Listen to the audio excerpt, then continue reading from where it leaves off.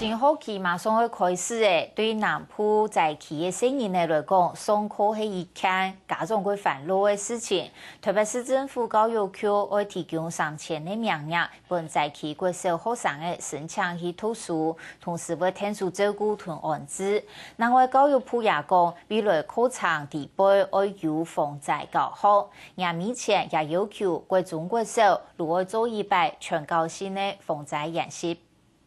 8岁在过後，國際開始關係防災教育為重要性。古所教育部表示，現時積極貼貼別呢國內第一套嘅防災教材，新學期開始就會全面來教。同時要求全國3400間國中小學年底之前提早會做一擺防災演習。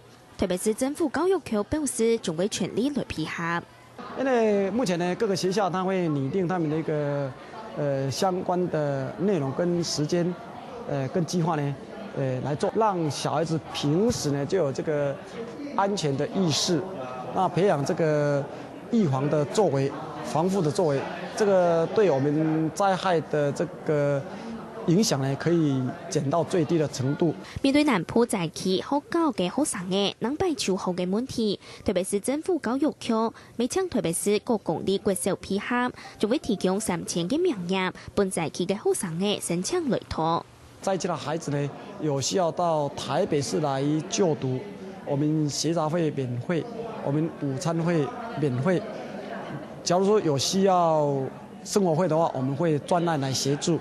萬一有需要寄宿家庭，有需要認養家庭，我們也會來全力的協助。